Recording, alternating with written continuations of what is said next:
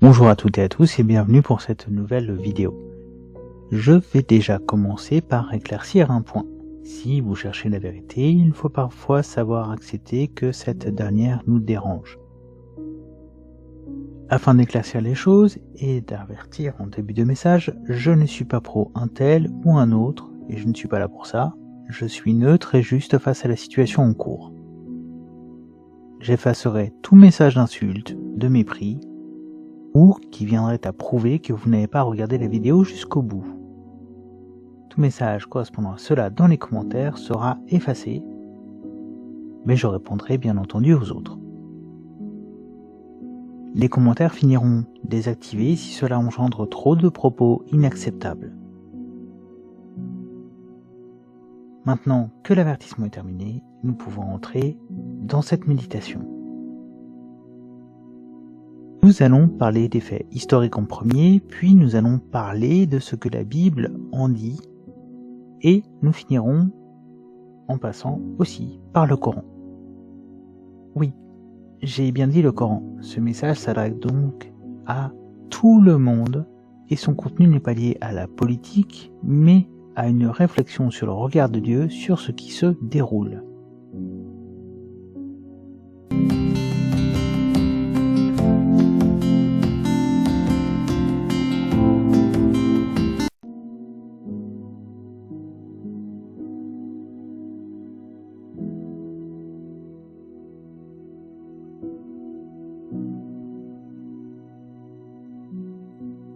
Si nous nous basons sur ce que les historiens s'accordent uniquement, nous pouvons voir une trame se dégager et voir que ce petit bout de terre, pas plus gros que la Belgique ou l'Alsace, s'appelait en premier Canaan, puis est devenu le royaume d'Israël. Ce que des preuves historiques et archéologiques démontrent.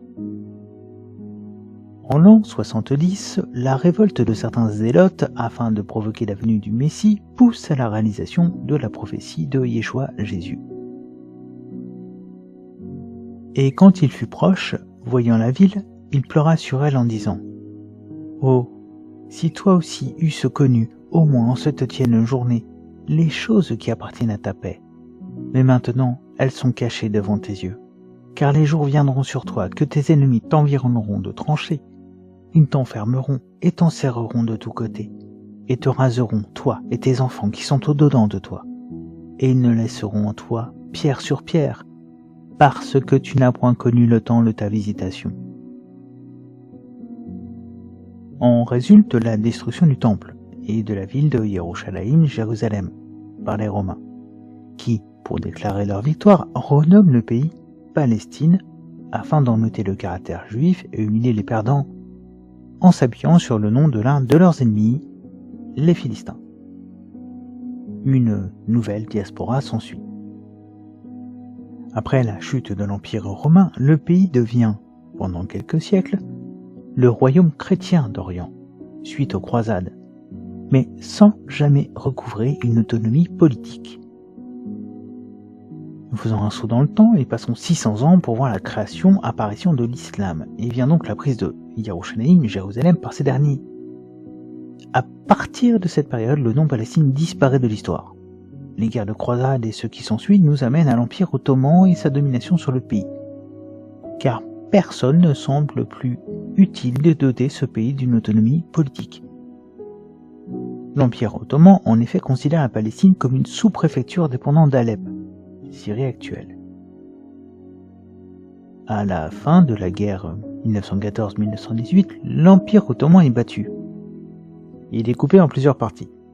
Un mandat français, un mandat sur le futur Irak et un mandat appelé Palestine mandataire, qui au cours de 1920 à 1948, basé sur Israël et la Transjordanie devenue Jordanie. En 1921, l'émirat de Transjordanie, devenu Jordanie en 1946, est établi sur 77% du territoire soumis au mandat. Les 23% restants devant être remis aux Juifs pour s'y établir selon ce qui avait été promis lors de ce découpage où tout le monde était d'accord face à la SDN, Société des Nations.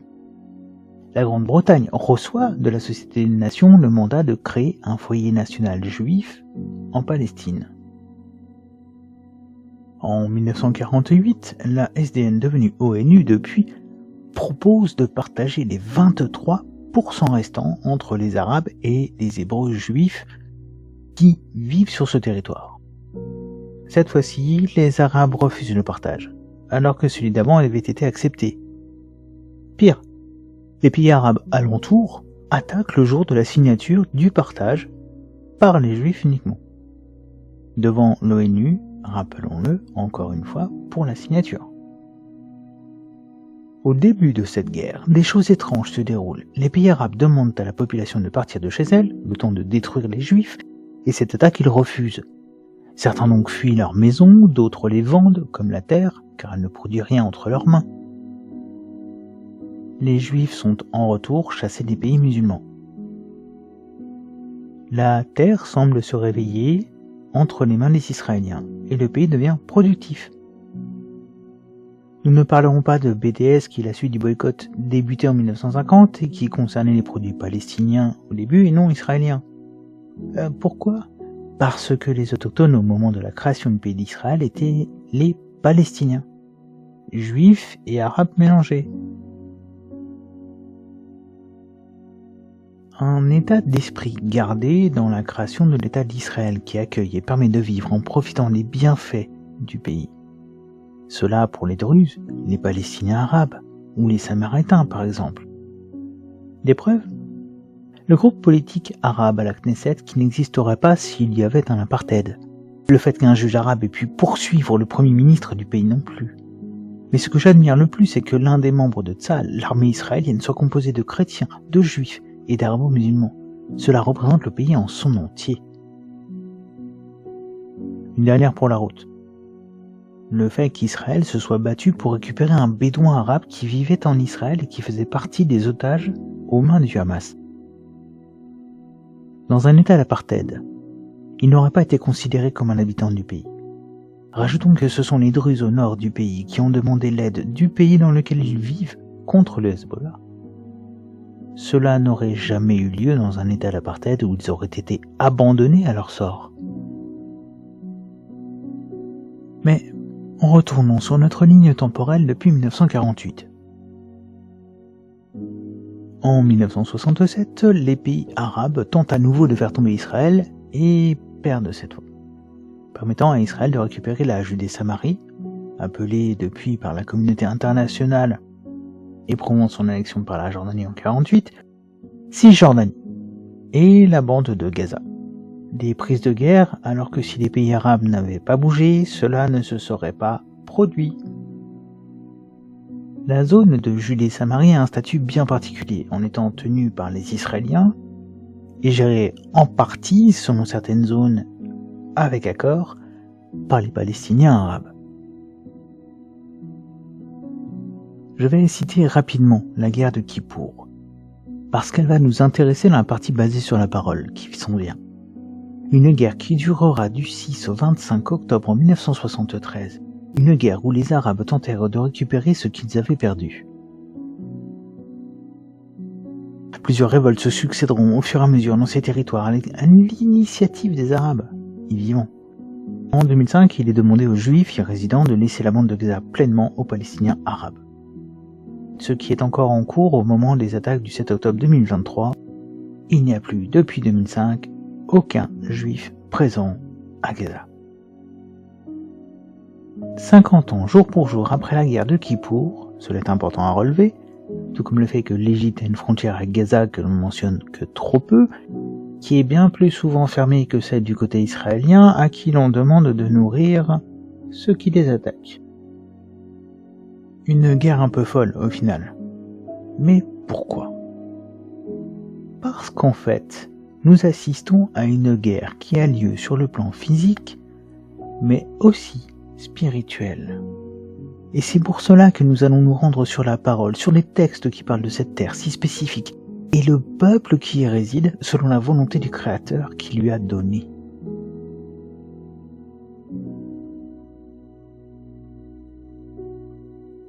Au moment de l'écriture de ce texte, je voulais commencer par un passage.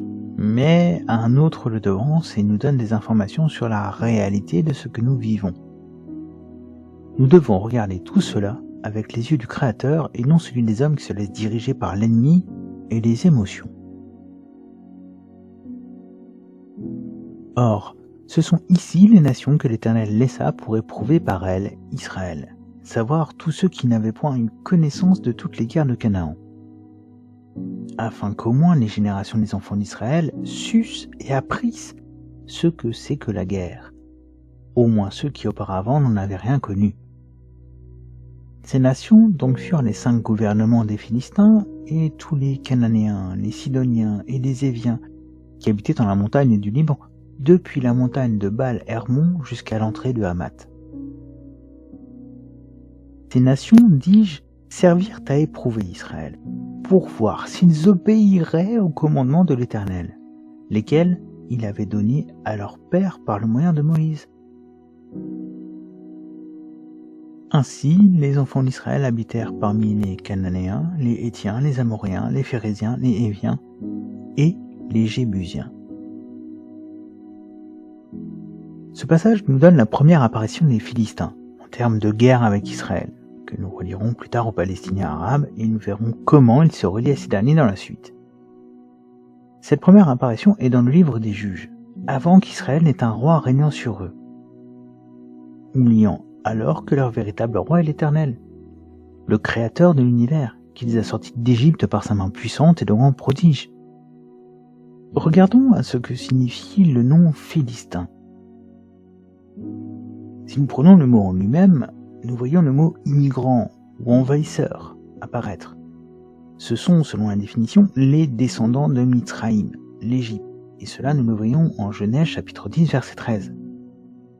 Les descendants de Mithraïm qui partit de Caphtor, la Crète, pour s'installer sur la côte ouest de Canaan. Le pays des Philistins, lui, dans sa définition, est la terre de ceux qui séjournent. Ce ne sont pas des habitants, ils séjournent.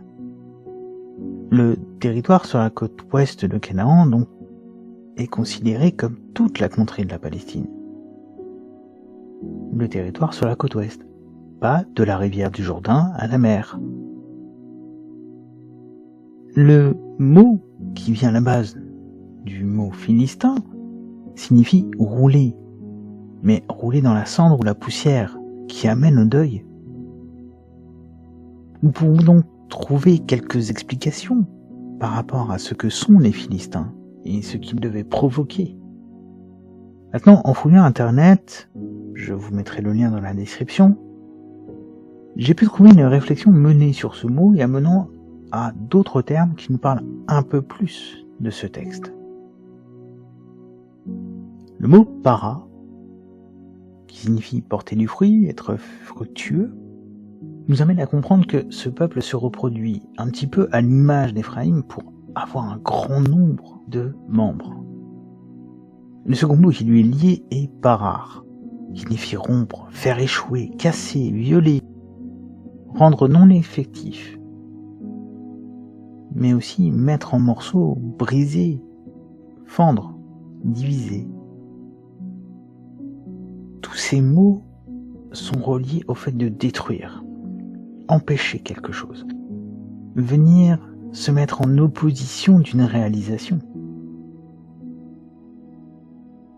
Et l'un des mots qui lui est lié toujours dans cette même réflexion, et qui pousse encore un peu plus loin cette dernière sur le peuple philistin, est Péré, qui signifie âne sauvage, une image appliquée à Ismaël en Genèse chapitre 16 versets 11 et 12. Et l'ange de l'Éternel lui dit, « Voici, tu es enceinte et tu enfanteras un fils, et tu appelleras son nom Ismaël, car l'Éternel a entendu ton affliction. Et lui sera un âne sauvage, sa main sera contre tous, et la main de tous sera contre lui, et il habitera à la vue de tous ses frères. » Ismaël est celui qui fait la guerre à Isaac, Jacob et Israël. Nous pouvons dès lors comprendre pourquoi ces Palestiniens arabes acceptent de se faire appeler comme les Philistins.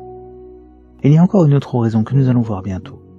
Nous pouvons comprendre que certains membres de la religion musulmane, religion ismaélite, ne s'y sont pas trompés en choisissant ce nom pour nommer ce peuple, apparu en réponse de la réapparition de celui d'Israël sur sa terre, qui lui a été donné, assigné par le Créateur. Et nous comprenons cela du passage que nous avons vu en Juge, un peu plus tôt.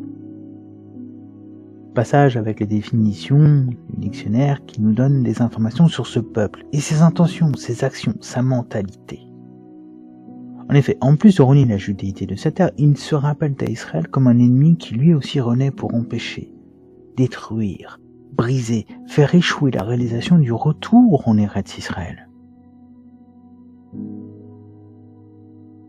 Avant de poursuivre sur la parole, je vous propose ce petit voyage dans le Coran pour voir ce qui y est dit et ce qui n'y est pas. J'ai commencé par une recherche de mots comme Palestine, Israël et Gaza. Les résultats pour Gaza, comme pour la Palestine, sont surprenants, car il n'en ressort aucune apparition directe du mot, seulement des interprétations dans une seule traduction du Coran en anglais, sur 5 fouillés, et sur celle en français, rien non plus. Le mot Palestine, puisque le mot Palestine normalement ne doit pas exister, puisque le P n'existe ni en hébreu ni en arabe, le mot Palestine ne donne rien non plus, tout comme le mot Gaza. Par contre, le mot Israël et les passages reliés à cette terre dépassent dans toutes les traductions fouillées la quarantaine d'occurrences. Nous pouvons déjà déduire des choses. Palestine, Gaza sont des noms inconnus du Coran et de son auteur. Les musulmans qui parlent de ce peuple de plus de 2000 ans, selon certains, un nom qui n'est même pas cité dans ce livre, à part dans des interprétations mises entre parenthèses, nous pouvons nous poser des questions. Le prophète lui-même et Allah semblent ne pas connaître ce nom, alors que celui d'Israël est bien connu et même mis en avant. Cela veut-il dire que les Palestiniens ne méritent pas le regard de la part d'Allah ou bien autre chose? Je vous propose de regarder ensemble la sourate 5, la table, pour nous faire un avis. Sourate 5, verset 20.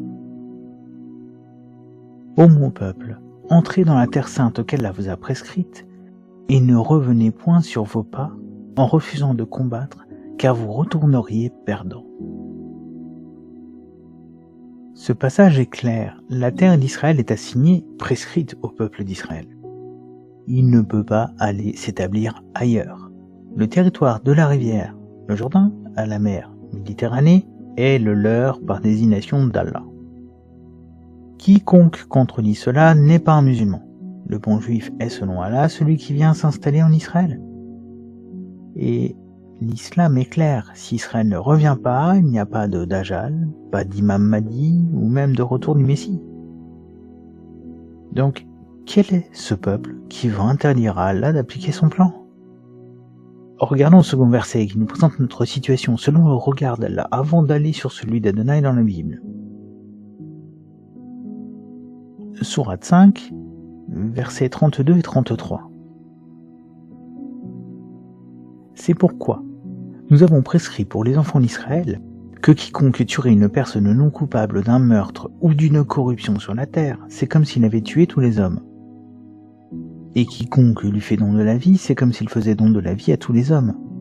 En effet, nos messagers sont venus à eux avec l'épreuve, et puis voilà qu'en dépit de cela, beaucoup d'entre eux se mettent à commettre des excès sur la terre. La récompense de ceux qui font la guerre contre Allah et son messager, et qui s'efforcent de semer la corruption sur la terre, c'est qu'ils soient tués ou crucifiés, ou que soient coupées leurs mains et leurs jambes opposées, ou qu'ils soient expulsés du pays. Ce sera pour eux l'ignominie ici-bas, et dans l'au-delà. Il y aura pour eux un énorme châtiment. Alors, si je ne me trompe pas, les enfants d'Israël ont donc le droit d'appliquer sur leur terre le jugement contre ceux qui veulent la corrompre, qui tuent sans que cela ne soit de la légitime défense sur l'instant. C'est d'ailleurs ce que dit la Bible. Il est possible de tuer le voleur ou l'assassin qui s'infiltre dans la maison de nuit, mais il ne faut pas se laisser lever le jour et préméditer de se venger. Par contre, le châtiment de celui qui corrompt, qui tue en y réfléchissant par son propre désir, est menacé par Allah, car il combat alors la volonté de ce dernier et son messager. Le peuple palestinien arabe n'entre-t-il donc pas dans cette catégorie quand il combat Israël et veut lui interdire l'accès à cette terre qu'Allah leur a donnée, assignée? Qu'Israël les fasse souffrir en retour est très probablement un jugement d'Allah pour le non-respect de sa parole. Ceux qui font la guerre à Allah et son messager, je n'invente pas quoi que ce soit ici. Nous n'avons pas besoin de chercher plus dans le Coran, car le propos y est clair et affirmé. Regardons un peu plus dans la parole ce qu'est un jubilé. Nous avons dit que la terre répondait à ses propriétaires, mais nous allons voir un principe déjà abordé dans une précédente vidéo, mais que nous pouvons se voir appliquer ici. Tu compteras 7 années sabbatiques, 7 fois 7 ans, c'est-à-dire 49 ans. Le 10e jour du 7e mois, tu feras retentir les sons éclatants de la trompette. Le jour des expiations, vous sonnerez de la trompette dans tout votre pays. Vous ferez de cette 50e année une année sainte. Vous proclamerez la liberté dans le pays pour tous ses habitants. Ce sera pour vous le jubilé. Chacun de vous retournera dans sa propriété et dans son clan. Les responsables des atrocités du 7 octobre 2023 n'ont donc pas choisi cette date par hasard, peut-être sans le comprendre, et ont appliqué une demande de l'Éternel, que la terre retourne à son propriétaire. 50 ans, jour pour jour, après la déclaration de la guerre du Kippour. Gaza, entre-temps, a été donné aux Palestiniens arabes en 2005, et le Créateur est en train de rendre la terre à ceux à qui il l'a donnée, en dépossédant les envahisseurs, au passage. Alors oui, cela semble étrange, mais remarquons que ce sont les envahisseurs eux-mêmes qui ont lancé cette attaque sauvage sur le pays. Et la parole nous laisse aussi devant un autre fait étrange lié à cet événement. Ici, ce n'est pas la parole que je vais utiliser en premier, mais le témoignage d'un Palestinien arrêté ce jour-là. Le but n'est pas de venir tuer, ravager, faire des otages et repartir, mais de rejoindre la Judée-Samarie depuis Gaza, en traversant le pays, en massacrant tout sur le passage. Étrangement, un ordre fut donné de se replier avec des otages, alors que personne ne semble l'avoir donné. Un événement qui rappelle ce que déclara un chef militaire égyptien sur pourquoi ils ont abandonné leurs chars au lieu de rentrer dans le pays, une main géante leur bloquant le passage. L'Éternel fait encore des miracles et s'oppose à ceux qui s'attaquent à la prunelle de ses yeux. Je pourrais parler de Samson, de ce juge qui régna une vingtaine d'années sur Israël, qui n'était pas pleinement fidèle au Seigneur et qui pourtant fit s'abattre sur les Philistins des jugements de l'Éternel. Nous pourrions parler de David dans leur pays, mais je préfère rappeler ce que déclare l'Éternel sur Israël. Une bénédiction qui fut donnée à Abraham en Genèse 12, verset 3, et qu'Isaac donna à Jacob en Genèse chapitre 27, verset 29. Qui devant Israël? Mais celui qui le prononça le mieux fut Balaam, en Exode chapitre 24, verset 9. Il s'est courbé, il s'est couché comme un lion, qui est en sa force, et comme un vieux lion, qui l'éveillera? Quiconque te bénit sera béni, et quiconque te maudit sera maudit. Cette bénédiction, cette fois-ci, concerne spécifiquement le camp d'Israël que voyait annoncé pour le futur prophétiquement Balaam par l'intermédiaire du Créateur. Regardons maintenant ce qui concerne spécifiquement Gaza dans la fin des temps, selon la parole.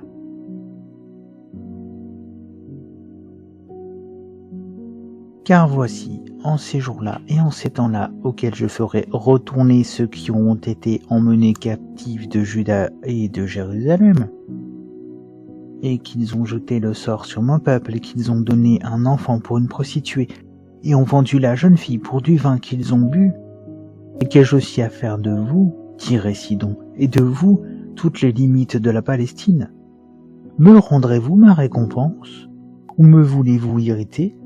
Je vous rendrai promptement et sans délai votre récompense sur votre tête. Car vous avez pris mon argent et mon or, et avez emporté dans vos temples mes choses les plus précieuses et les meilleures. Et vous avez vendu les enfants de Juda et les enfants de Jérusalem aux enfants des Grecs, afin de les éloigner de leur contrée. Voici, je les ferai lever du lieu auquel ils ont été transportés, après que vous les avez vendus, et je ferai retourner votre récompense sur votre tête. Je vendrai donc vos fils et vos filles entre les mains des enfants de Juda, et ils les vendront à ceux de Séba, qui les transporteront vers une nation éloignée, car l'Éternel a parlé. Ce passage semble reprendre la situation que nous voyons se réaliser devant nous, que ceux qui sont indignés pour les enfants qui meurent à Gaza, puisqu'il n'y a que les enfants dans leurs propos, se réjouissent de voir que ces derniers peuvent être protégés en étant envoyés loin de Gaza.